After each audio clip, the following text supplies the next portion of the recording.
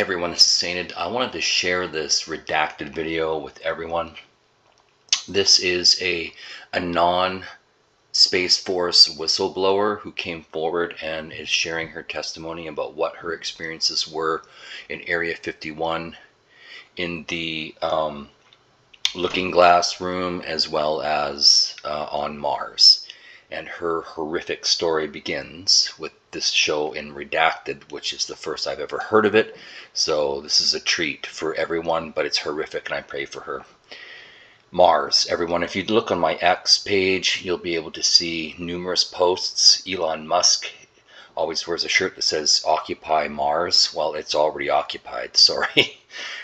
This is some of the most incredible testimony that I've ever heard. It actually directly links organ harvesting, child trafficking, and hybrid.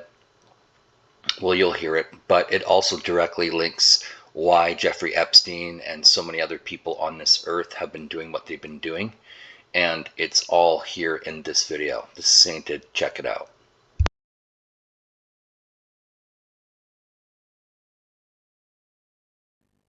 Buried inside a U.S. Space Force recruitment video is something astonishing. It is a quiet but massive disclosure about foreign powers building bases on the moon. Watch this. When foreign powers can build bases on the dark side of the moon, when private companies are inventing a new economy beyond our planet, we need to stay one step ahead of the future. The future is where we'll make history. So why would they say that? What do they know that we don't? Well, our next guest knows it well. She considers herself a survivor of the United States secret space program. She's seen these bases. She's seen these craft. She's really seen the dark side of this technology in a way that very few people have.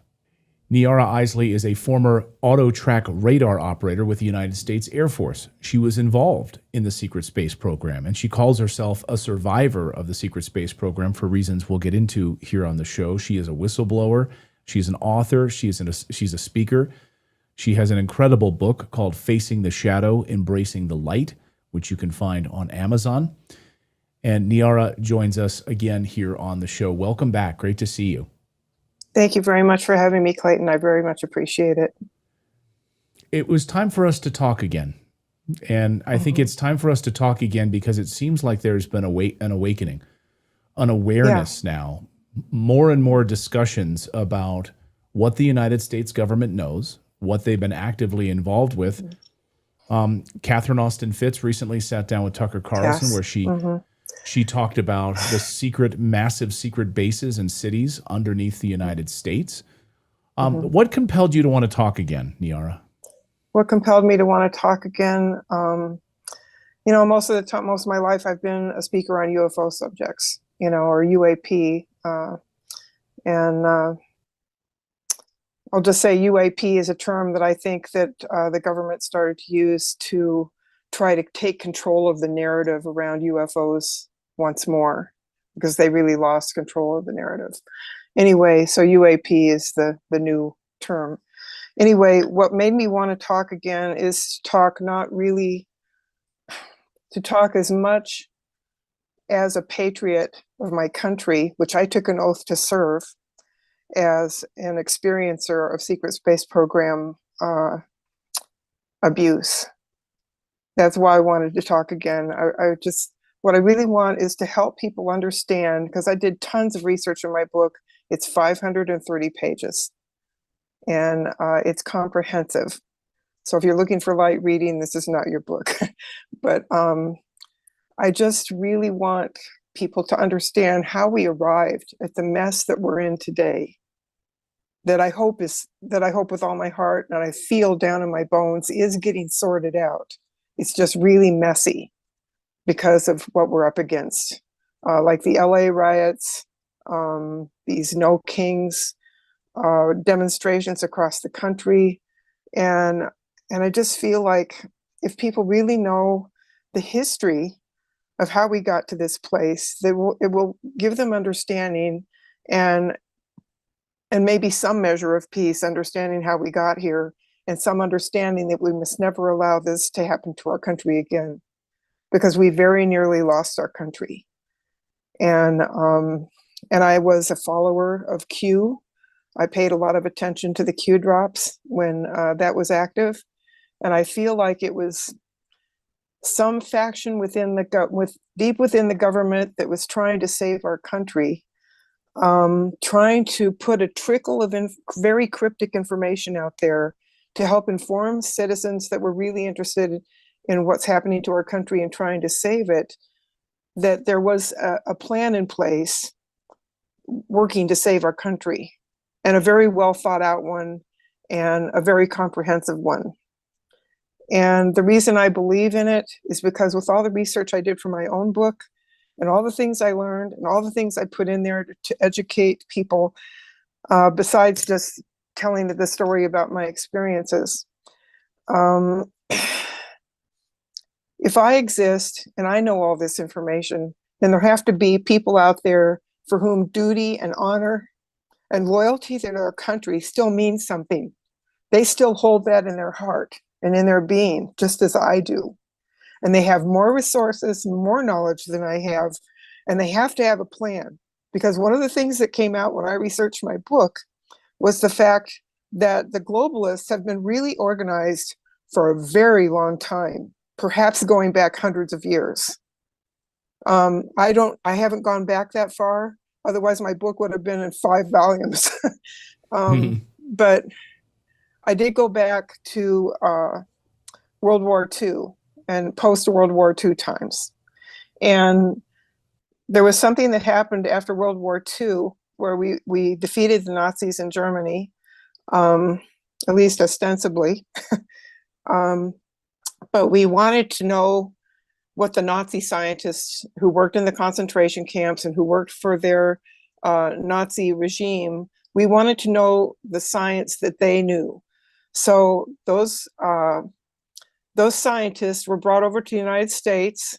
Some of them were given more American sounding names, and they were put to work in various branches of our government, as in space and aeronautics. Werner von Braun was put to work in that area. A lot of these people that we brought over and put to work in our government under Project Paperclip right after World War II were still ardent Nazis. And I believe they began to subvert our government from within. And with the secrets they brought, with the technology and everything else like that, they used the development of certain technologies as a bait, because they would make a lot of money when released to the public, or used in government contract work. They would make a lot of money. So a lot of people were seduced into into a relationship with these Nazi scientists with the promise of money, big money. The point I really want to make here, plain and simple, is the real Nazis in our government are the ones that have been taking payoffs, the ones that have been keeping secrets, the ones that have been running programs in concert with the Nazis for human trafficking and experimenting on human beings in our country. And right after the Roswell crash, Truman signed into law something called the National Security Act of 1947. And this act, to me, was way more about creating an impenetrable curtain of secrecy around these secret black projects than it was ever had to do with national security. It meant that if you were harmed in a black project and you gathered your evidence and you went into a court of law and you presented your evidence, they would shut you down and throw your case out of court for reasons of national security. We can't prosecute this. We can't even hear this in court because it touches on matters of national security. So how is someone who's been harmed in a black project supposed to get any kind of compensation under that kind of thing? So basically, it created a wall of secrecy around these black projects, and they have operated and flourished in our country for decades. Long before Trump arrived on the political scene, these things were flourishing. behind closed doors. And these ardent Nazis were subverting with their ideologies. And there was a man who's passed away and is no longer with us. His name was Jim Mars. He wrote a book called The Fourth Reich.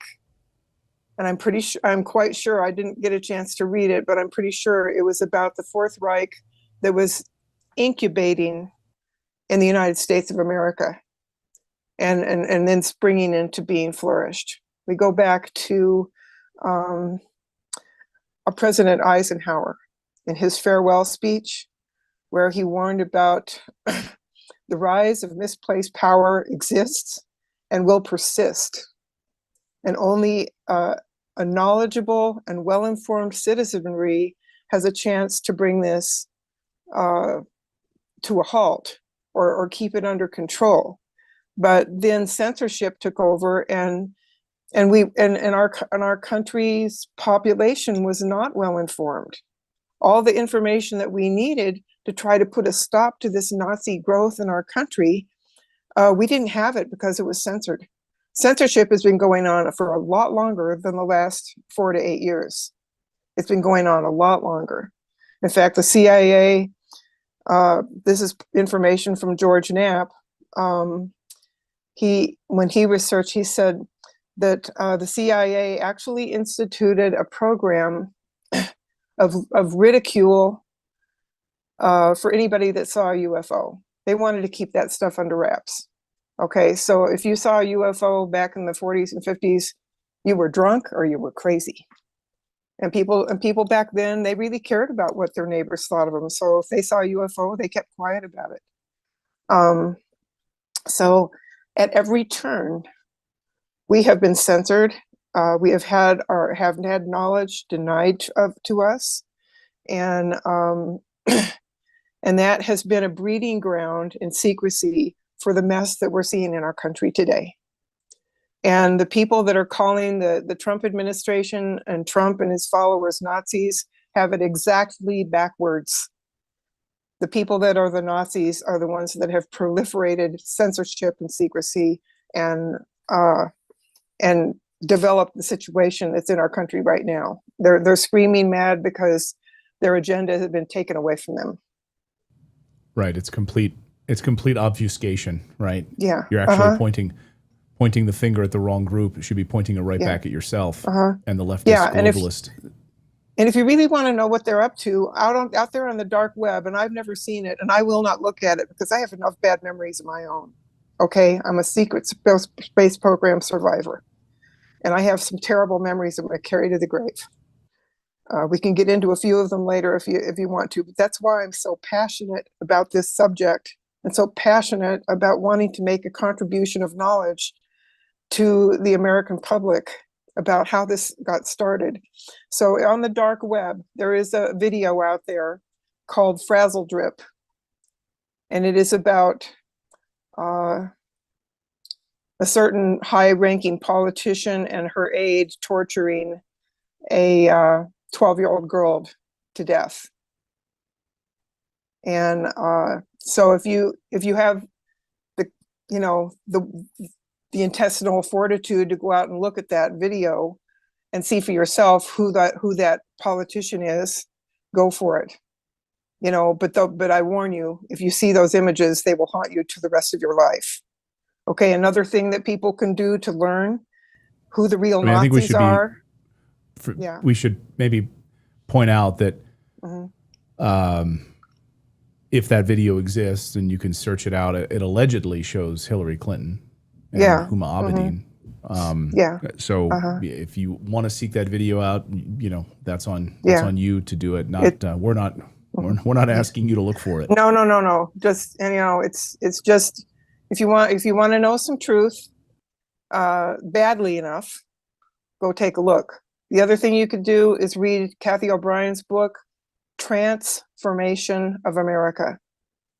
Now, she a lot of the information in her book was put together as a case that she took into court to try to get compensation for her human trafficked and sex slave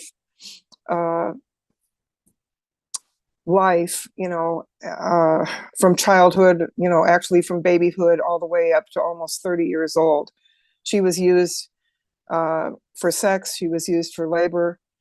She was passed around from government official to foreign dignitaries. And she got rescued from the program by her partner, Mark Phillips. And he deprogrammed her, which I think took a year or maybe more, slightly less. Then she compiled all the data that she had. She went into court to try to get this opened up in court and get some compensation. And then they invoked the National Security Act of 1947 and threw her case out of court. And so she took all that information she had compiled and turned it into a book, which is called Transformation of America.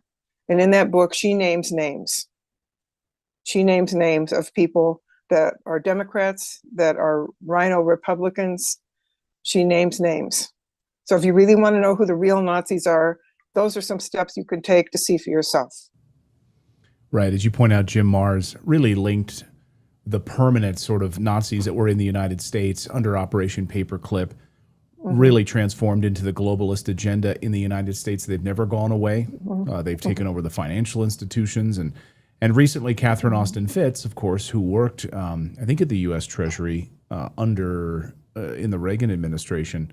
At the time, she sat down with Tucker recently, and she really let the cat out of the bag for people that it shocked a lot of people that didn't know this about the international banking cabal that runs everything. She also talked about where all of this money had been funneled into these black budget programs in the United States, including massive underground cities in the United States, the secret space program. So maybe we can just walk back a little bit for our audience here. Sure. If they're uninitiated, how would you describe the secret space program, and how would you describe your involvement with it when you were in the United States Air Force? Okay, well, one of the best beginning points is a book that was published years and years ago. It was called Alternative 3. And the authors of it, after it was published, it was so sensational. And it actually, the culmination of the book was getting their hands on a video of Mars. And it hadn't been tampered with color-wise. And there was some kind of blue sky there. And the information in it also said that there was air on Mars. And there was just a brief clip that said those things, and then suddenly it went. But in Alternative 3, there was all these scientists that got together, per the information in this book, who got together and thought, what are we going to do about global warming? And Alternative 1 was to blow holes in the ionosphere to let the global warming gases out, which was really a horrible idea and was scrapped. The second Alternative 2 idea was to build massive underground bases whereby the world's elite could take refuge underground in the event that the surface of the planet became unlivable. Now that's the first time that I ran into underground base information. And it has, as far as I'm concerned, proceeded apace. I live not very far from the Dulce base under Archuleta In New Mesa. Mexico? Yes, it's about an hour's drive from where I live. I have no desire to go there. I've had enough. I've had enough happen to me in my life. I don't want any more. So, but I know that it's out there. I remember Phil Schneider talking about all the different levels. The upper levels are occupied by humans. The lower levels are occupied by extraterrestrials who are doing experimentation on humans down there. And I don't know if this is current.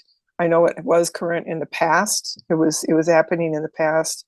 I'm not sure about what the status of the base is today. So, but there's that one, and there's all these trains. Some of the research I found early on was videos of these huge tunnel boring machines that actually heat their way through the rock and vitrify the rock through melting as they pass through the rock, making these huge tunnels and hollowing out huge areas underground. And when you vitrify the rock, vitrification is the rock is melted to the point where it turns to a type of glass, and it makes for a very strong thing. It's not like a tunnel where you have to prop it up like in a mine. It's a very strong, it leaves a very strong wall that's not going to collapse unless it gets exploded somehow. So your involvement in the space program. So I think for a lot of people who are sitting there saying, well, okay, she's talking about books and things that have been written about it, but you experienced this firsthand. So, yes. And you talked at the beginning about other people who are, there are many other people like you. I don't want to take too much time with it. Yeah. There are many other people. Sorry, let me just finish that thought. There are many other people like you out there who have this information, who are sitting on this information. Some of them have come forward. Some of them have already gone on the record about the secret space program. You are, but there's very few. There are only a handful of people who've spoken out about this. So what is the secret space program? The secret space program is, it kind of fits in with that Alternative 3 book, was a venture out into space to colonize Mars and have a base on the moon as kind of a jumping off place to go to Mars. That was in Alternative 3 also. So my personal experience with that was being in the military, doing my job as an auto-track radar operator, and then I got out of the military, and I thought that was really all there was to it. So, but after I got out of the military, certain situations were causing me what I didn't realize at the time was pretty severe PTSD, severe anxiety attacks, where my heart would take off at a mad gallop, and I would have trouble breathing. And I just was like, what the heck is this? Where is this coming from? I don't have any experiences that even help me to attach to this. So my body was having PTSD, but I didn't really realize what it was for. So I went through this about 9 years, and I nearly committed suicide because the anxiety and the rages got so bad. I was afraid I was just making my family miserable. And I decided not to commit suicide because I think spiritually, I think it's a really bad idea. I won't go into the story around that, but it's a bad idea. So I thought, well, I can't go on living like this, so I got to make a commitment to healing. And out of that commitment, which was a very powerful commitment to healing, I encountered the fact through a friend that I had 3 months of missing time from 1980 when I was serving in the Air Force and out on the Nevada test site on the radar range. And I was taken out in the middle of the night to test the radar on UFOs. And they couldn't be tracked, which was what they were hoping for, I imagine. And they were either real UFOs, or I saw them in the sky after we ran the radar trying to track them. They couldn't be tracked. And then I was taken to some kind of facility that I think may have been Area 51. They wanted to keep me in the dark. They gave me fatigues to wear that night with no rank insignia, no name tags, no identifying marks of any kind. Me and the other people that were out there to run the radar were forbidden to speak to each other at gunpoint. They were quite serious about isolating us from each other and any kind of sharing or talking we might have done, which was terrifying. And then we were taken to this medical facility, and I personally was taken off into a little room after sitting in the waiting room for a while, and I was injected with an experimental chemical. They kind of tricked me into it. I was laying there not knowing what was going to happen, and then some guy with a hypodermic came walking up beside the right side of my head, and he injected me before I really knew what was even happening. And my body went immediately into shock. I was taken down a long staircase and tossed in this little room where I went through the effects of that injection. And I think people were watching me go through the effects through a one-way mirror. And Then I was taken out of that room. Well, I was still shaken, still in shock from that injection, but not screaming anymore. And I was sexually assaulted in front of 8 people by 2 security guards. And that's really kind of the tip of the iceberg that I found out. But it certainly explained why I was having all the rages and all the anxiety and all the effects of PTSD. And I found out some years later that one of the things one of those security guards would do to me to traumatize me into breaking my memory and putting it in the subconscious was he would strangle me until I lost consciousness while raping me. And I learned from Fred Burks, who worked in the White House for quite some time, that is an actual mind control technique that they use on people to sexually traumatize them so badly that they take that memory and everything surrounding it and they break it off, and it goes into the deep subconscious where it stays hidden, either forever or until the person finds a way to retrieve it, which I did. And so that was the first part of it. Then I found out through later hypnosis sessions and that I was taken off planet, I was taken to the moon, and I was used for labor and sexual recreation for a week at a time. And the way they were able to get away with it and have me go missing for that week was the people that I would have been working with at the test site out on the radar range were told that I had gotten sick, and they put me on a bus back to Las Vegas.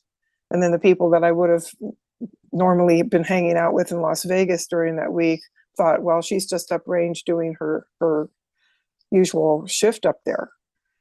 And so it was possible for me to be missed for an entire week without anybody going looking for me. And it's pretty horrible stuff, it's pretty horrible stuff. And so on the moon, there was the hard labor, there was not being allowed to sleep. So you're worked during the day and you're passed around in a group of guys for the night times. And these are human beings. You don't get sleep. These are, yes, human beings. These are human beings as part of the Air Force or part of the program that are just like using you as a sex slave? I think some of them were probably military, but I think a lot of them were just workers on the moon. They were contract workers. I think a lot of them were civilian, and they just put us in the room, me and some other girls, and said, you can do whatever you want, just don't leave any marks, And have you ever spoken to any of these other women? Have any of these other women ever come forward? Obviously not you had to a me. break. Not to me. We know that U.S. Marines have confirmed the trafficking of humans using these advanced aerospace technologies. Some brave United States Marines have come forward and witnessed these advanced craft transporting human bodies, being used for human trafficking purposes. So you're not the only one. Yeah. In fact, there's multiple sources on this front who've now confirmed to us here at Redacted that is the case. Have you talked to any of those individuals as well who've also become whistleblowers? Yeah, I have. Tony Rodriguez, he is got books out there now, and he's speaking and doing all kinds of things with his memories and the things that happened to him. And he actually worked on a base on a moon called Ceres, which I think is out around Saturn. Can't recall right up, but I know the moon Ceres exists, and it's either around Jupiter or Saturn, I think. So anyway, he lived and worked out there, and he was taken as a child. He worked on a base there, but he was taken in childhood, and he was sexually trafficked in childhood for a long time, and just unthinkable horrors happened to him as a child. So when you saw that Space Force promotional video that basically talks about moon bases, What did you think when you saw that? Yeah. Here it is. Like they're not hiding. They're like, it's like they're not hiding it anymore. You've worked at the moon base. You've been to the moon base, and here it is in a U.S. Space Force video. Yeah. Yeah. And I was kind of shocked when I first saw it. I thought, wow, that is a huge disclosure for an official Space Force video. And a lot of people probably, it just does a flyby for them, and it doesn't really register on how important a statement that really is.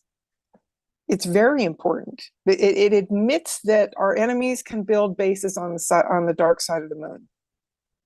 You know, our enemies can build bases on the moon. Let that sink in. In an official Space Force video, that is a huge disclosure. And I'm pretty sure that that's why we now have a Space Force, that Trump started the Space Force because he knew some things, he knew this stuff was going on out there.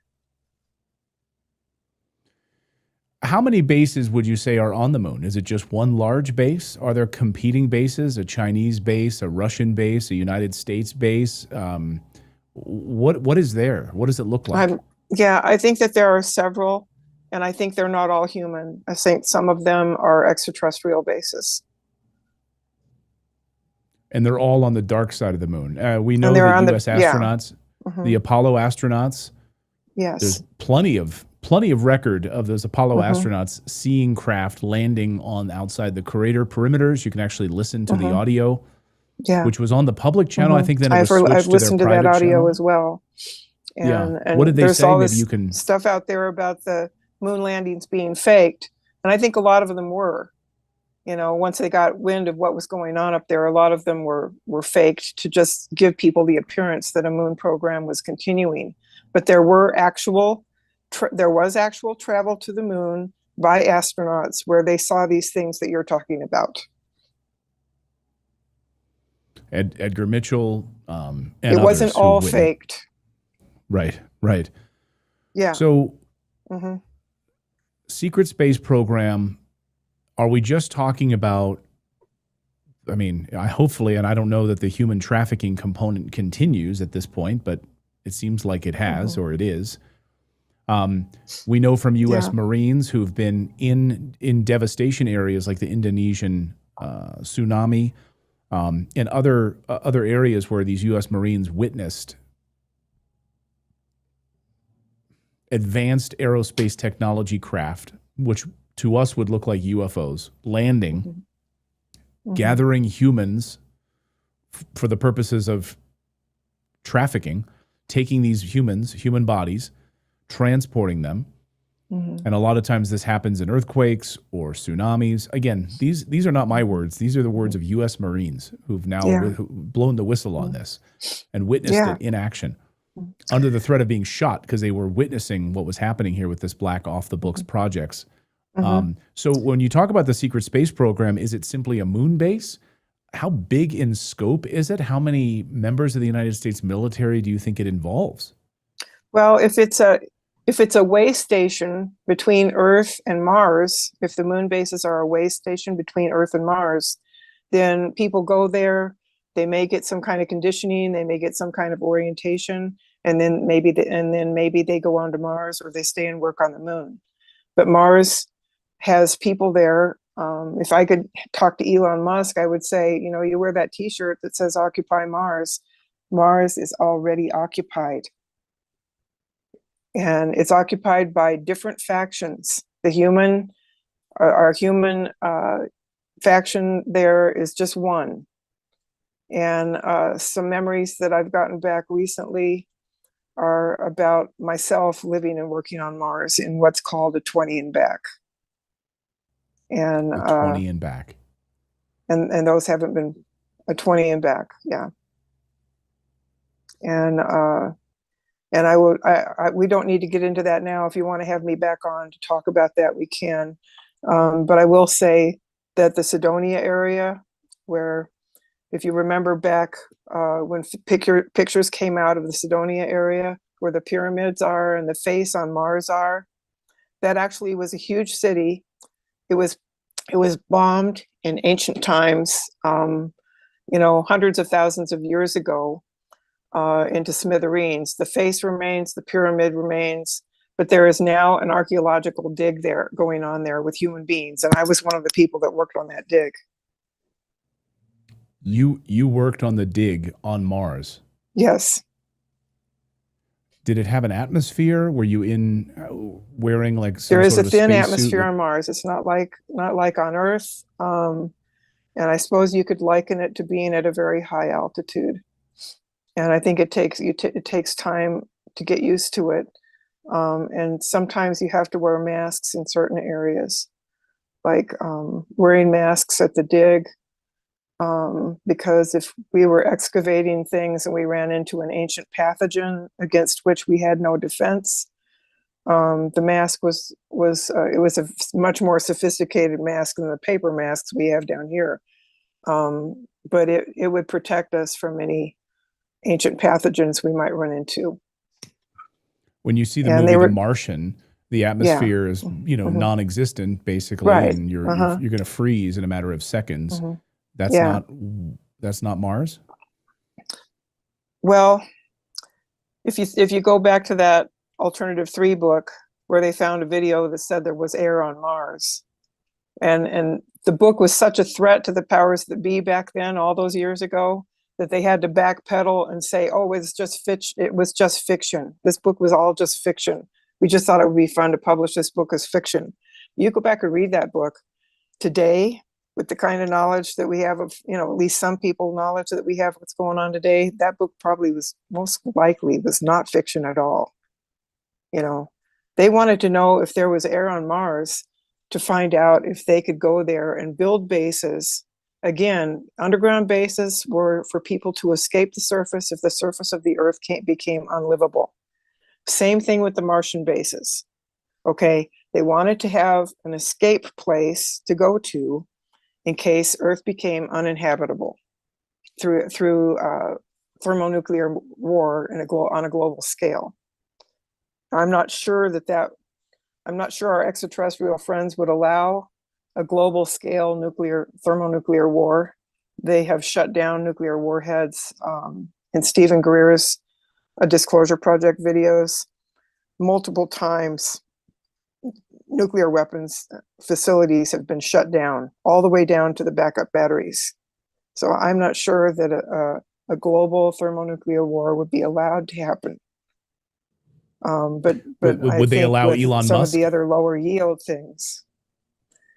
Would they allow? I've often wondered Musk that. Sorry, we have a little bit of a delay, so I've often wondered that. We saw the Maelstrom Air Force Base. Of course, we've seen the Minuteman nuclear missiles shut offline, turned offline, with UFOs just hovering right over top of them. I've often wondered, would they allow us to have a nuclear war? Would they just stop it in its tracks? And then I guess the other question would be, what about Elon Musk? Like, are they going to allow him to actually go to Mars?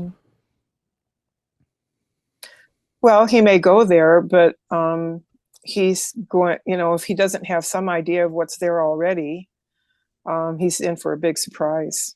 And as far as blasting with nukes or doing some kind of terraforming, he may find out that terraforming isn't really necessary unless they want to enhance the atmosphere.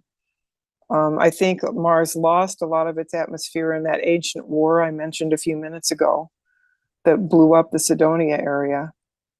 And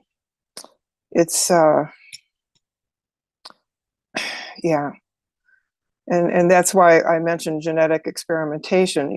While I was living and working on Mars, there was more sexual exploitation, but there was also genetic manipulation. Women were used as a breeding vessel for hybrid offspring.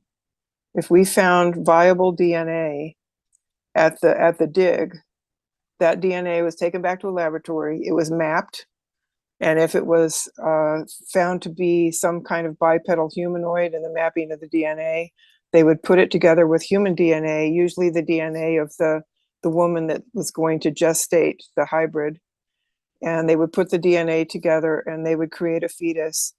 And you didn't get meal times. You got regular meal times on Mars, and that was it. There's no going to the refrigerator for a midnight snack. You get breakfast, lunch, and dinner, And that's it. If you miss one of those meals, oh well, too bad, you don't get to eat it that day. So they would put fertility drugs in our food if the women there to get pregnant for these genetic gestations, I'll call them. So and every other time, if they didn't want us to get pregnant, they would put contraceptives in our food. But if they wanted us to get pregnant, they would put fertility drugs in the food. And then when we had to participate in the sexual recreation sessions, and we got pregnant because we were on fertility drugs, then they would find out about the pregnancy. They would take us to a lab. They would remove the human fetus and put the hybrid fetus in. And we would carry it until almost full term. And then we'd be taken back to the laboratory and they would take it out. And they would take it away, and none of us women ever got to see it. We never got to see what was growing inside of us. How many times did this happen to you? I'm not sure how many, but I know it happened multiple times. I'm still And kind of in all the on process on Mars. I'm still in the process of trying to get at more of these memories. I have a special process to do it, and I hope to get back to it soon. Anyway, it's human trafficking is a monstrous thing to do to human beings. And I remember when I was on the table the first time when they were going to do the implantation procedure, and I said, I'm just going on record saying, I don't want this. I don't want anything to do with this. I don't want this. Whatever you're doing to me, I don't want it. And they just kind of looked at me with a blank face and put me under anesthesia and did it anyway. You know, And this was in the early 1980s? So, yeah. Mm-hmm. And so you have no idea how many other women or men were a part of this process, because it was so secretive? Well, there was a lot. There were a lot of people. Yeah. I'm pretty sure I was selected to work on the dig because that's been archaeology and paleontology were strong interests of mine when I was a child and up into adulthood. So they probably thought I would have an affinity for working there, and they were right. I used to look around and work there and look at things and think this would be my dream job if only I wasn't a captive here. It was pretty incredible to work there, but not as a captive, not. So the base that you were on Mars, would you say it was in the Cydonia area? Yeah, it was a separate compound. There was like a main base that when I was brought to Mars, I was brought to Mars via a jump room, which is kind of like a Stargate. And the origin point was, I believe, at Area 51 out in the Nevada desert. And then it exited on Mars. And the first thing that happened to me when I got to Mars was I was told to go to a big room and there was an orientation going on. And in the orientation, they basically said, you're going to be assigned work here. And there are these sexual recreation sessions and you will participate in them. You have no choice, and then you do your work. And if you behave yourself and you're obedient, you will earn privileges. And if you're disobedient, you will get punished. And the punishment was both physical and psychological, and it was very bad. And just to be clear, this is while you were still in the United States Air Force. Like these were orders. Yeah. This wasn't just a suggestion. These were orders. Yeah. This was something, I don't know if it was orders, but when let's just look at this. Okay. Einstein's theory of special relativity. If you're flying at or beyond the light speed, you're not just traveling through space, you're traveling through time. Okay. And you have to, if you're going to have a spacecraft, it's going to have very sophisticated computers to navigate not only space, but also to come out of light speed in your right time frame. So this is where the Trunnion back thing comes, because they take you out of your life at one point in time, and they send you someplace and you do a job there for 20 years, for lack of a better term. And then they take you back, they put you in a med bed, and they regress your age back to the age that it was when you were taken originally. And then they put you back into your life, and here's a mind bender, just before you were taken. At a time just before you were taken. That way there's no missing time to track. You know, you might have memories, you might have all kinds of feelings and things. It is mind-blowing. They put you in some sort of a med bed. You might have feelings, but this med bed is almost like a time capsule that actually reverses your aging process. Reverses the aging. Back to a previous version of yourself. And the technology exists. Now, I don't. They have this technology, so they could. That's what's so infuriating to me is that, you know, we've done a lot of the stories on this show about all the horrible stuff that they have, but of course they have. Yeah. You know, when I sat down on Tucker's show a few months ago, and we were talking about this very subject, and he said a lot of it is very demonic, very almost like warmongering material and equipment. And I said yes, but I've also heard, according to my sources, incredible technology that's used to heal people. Like if you've a missing limb, with just the wave of a wand, a limb is repaired and restored. Right. Now you're telling me a med bed that can take people back maybe before they have cancer. It's a matter of regrowing the telomeres in the human body and doing another frequency-based restorative process. After I had a hybrid baby or a fetus gestation, and they took it out of me and sent it away to another lab, they would put me in a med bed to completely heal the effects of the gestation. And then I would be put back to work. And, but I still had the emotional trauma of going through the experience, you know, even though my body was put back together as if it had never had that happen to it. I mean, this is like something out of Star Trek where you step onto a teleporter pad to be transported up to the Enterprise, and they're able to remove the disease from your body in that transportation process where they're ripping apart your atoms and then stitching them back together when you arrive on the Enterprise. I mean, it's have you ever heard?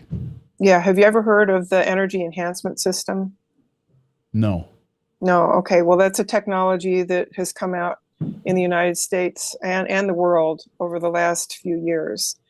And it's a frequency and energy technology where there are these screens, and they have colored codes that kind of go up and down the screens.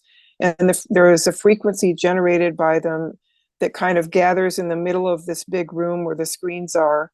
And it has all these different effects. It can repair mitochondrial function. It can clean the blood. It does several things. One of the things it actually does is it has an anti-aging effect by regrowing telomeres. And this is technology that you can access and go visit today. You'd have to spend a lot more time in this environment than what a med bed would require, you know, to get those benefits. But the technology exists, and one of the things it is purported to do is regrow telomeres, which are the aging tags in our cells. You know, we're born with long telomeres, and as we age, they get shorter. So this regrows them to long again. And that's a euthanine restorative effect. So, okay, we have this med bed, which is just blowing my mind. And you're blowing my mind that this technology is here and we have access to it, but you'd have to spend more time in this environment. But you also mentioned, because I was going to ask you how you actually got from point A to point B when they would take you to the moon base or to the Mars base, this Stargate. Can you explain what that is and how it worked? Well, it was a small room. I was taken in there with one other person, and then there was a person who took us in there and operated. We sat in chairs. And this person that brought us in here operated a control panel on the wall, and then all the lights went off in the room. And there was this is what I remember, okay? And I remember a blue glow kind of coming into the room from, it was non-local. It was just kind of a bluish glow. It was dim. And then there was kind of a reddish glow. And then the lights came back on normally. And when we exited the room, we were on Mars. And we were ushered straight into an orientation. And so our shit, like, I guess I would think that we would use some sort of an anti-gravity propulsion UFO style transportation of humans back and forth. Yeah. But that's not the case at all. We're using Well, Stargate I think that points. both are the case. I think a jump room is used. I also think that spacecraft are used as well. And I guess one is almost instantaneous, and the other would take minutes, days. Well, probably days, depending on how fast they wanted to get there. But I think it would take days. And there is another whistleblower who passed away, unfortunately, that said he was on a spacecraft going to Mars for weeks. It took weeks to get there. So I guess it depends on the type of craft and the type of propulsion system that it has. So, and also maybe the size of the cargo. If they just want to transport one individual, they can go to this small Stargate room. How many do you happen to know how many of these Stargate rooms are in the United States that we have no access idea. To? I was really low on the totem pole as far as need to know. They were taking me basically as a slave, as I was, I might as well have been a laboratory animal. You don't tell a laboratory animal all your secrets and what's really going on, and this is how it works and everything else like that. They just don't treat you that way. You're just a thing. You're just a thing to be used. They don't give you any information. The secret space program, that was the early 1980s. How big do you think it's gotten since then? Has it the government never shrinks. So do you think it's I'm sure more it's expanded now? Yeah, I think it's much more massive. And like I said, this part of the reason I really wanted to come on your show is because this kind of human trafficking is an absolute horror. It's an absolute horror what happens here on Earth to children and adults that get trafficked here on Earth. It's horrific, but it is also horrific out there, and the things that they can do beyond any oversight whatsoever, because they are in control of these facilities and these bases. And it's going to have to be about going to these planets and liberating people like myself that have been used in these programs and rehabilitating them. And then there's the flip side of all this. If we could get rid of all the horrors of the human trafficking and the way people have been abused and everything else like that, and we still have the technology, we could use it to fly out past Mars and mine the asteroid field for rare minerals that we need back on the planet, without having to dig up our home and mess with our ecosystem here. And I'm not a climate change person. That's climate change is a hoax. It's a lie meant to try to bamboozle humanity into thinking that they're the problem. We're the pollution on the planet. And there's so much potential that if we get this horror of human trafficking out of here and get rid of all the secrecy, bring all this stuff out in the open, we have a future that we've only dreamed about in science fiction, like a Star Trek future, or a Stargate SG-1 future where without all the bad. We have so much that is potential of us going out into space and colonizing and doing a better job of it than when we came to the United States and kicked the Indians off their own land. We can't be doing that again, but we could go out there and just think what the possibilities are. They're limitless, and that could be humanity's future. And just like the pioneers that went west, there there would be pioneers lined up to go to space and just to see what's out there, and then to live and to work out there and be part of something big that's contributing to humanity in a really good way. That's what we can do once we get the horror out of it. The stain of the child sex trafficking industry, the human trafficking industry. And I think, as we've covered it extensively on our show, the United States government is the largest purveyor, or had been, at least over the past few years, the largest purveyor of child sex trafficking in the world. And so when you have hundreds of thousands of children that have just come across the border and they're disappeared, and even President Trump said, I don't know where they are, because it was all facilitated by the Department of Homeland Security under Alejandro Mayorkas. It was all orchestrated by these NGOs. And then there's the children of Maui. So many children disappeared during the Maui attack, that just leveled the city, Well, so that's what I said. When you disappeared. have these devastations, when you have earthquakes, when you have tsunamis, it's a perfect cover to carry out these things. And again, these are not my words. These are the words of U.S. Marines who've witnessed it. But we also have confirmation of of what's happened at the South Pole Station, and being able to use the ice cube neutrino machines down there to carry out and to launch earthquakes and other things like that around the world. I guess, Niara, I'll get you out of here on this. I mean, what do you hope? What do you hope your message will do? Maybe if there's anybody in the Trump administration or members of Congress, other journalists, what are you hoping your message will do? Well, I love President Trump. I love what he's working to do for our country. I followed Q because I needed to hang on to some hope that something was going to come through this. And I just thought, like I said, if little old me exists, knowing all that I know from all my years of research and my experiences, then there have to be people out there that know so much more than me and have the resources to do something about it, and the heart and the sense of duty and honor and loyalty to our country to do something about it. And it has to be one hell of a plan to overcome what the globalists have planned for us. And basically, I think they've done it brilliantly. It's been really hard to watch, but all the stuff that we've seen play out in front of our eyes during the Trump's first administration, during the Biden administration, and now what we're seeing now should be enough to wake anybody up to the fact that the people that have been in our control of our government for decades have not had people's interest at heart.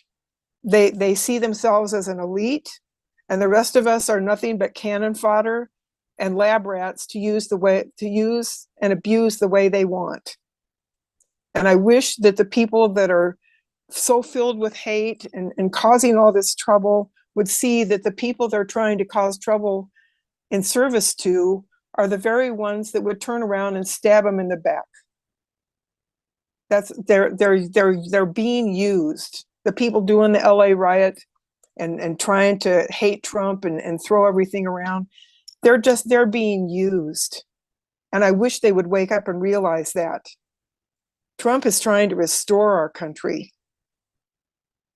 And the people that they're fighting for are the ones that have been trying to destroy our country for decades. And I don't want our Niara country Isley. destroyed. It was founded on good principles, and we need to save this country. Hallelujah. Niara Isley, thank you so much for your bravery. Yeah. Thank you for sharing your story with us. And thank you for trying to share this message. Again, people can read your book if they want to. It's called Facing the Shadow, Embracing the Light. You can find it on Amazon and other places. Yeah, Facing the Shadow, Embracing the Light, and it's available on Amazon. And I think you even said if the people want to pick it up, there's a PDF version that people can pick up. Yeah, there's a PDF version, and I will send you the link to the PDF version if you want to share that. Make sure that we have that. Yeah, we'll have that. If they can't afford it, below. I'll just give it away for free because there's so much good information in there. I spent years. Yeah. Niara, thank you.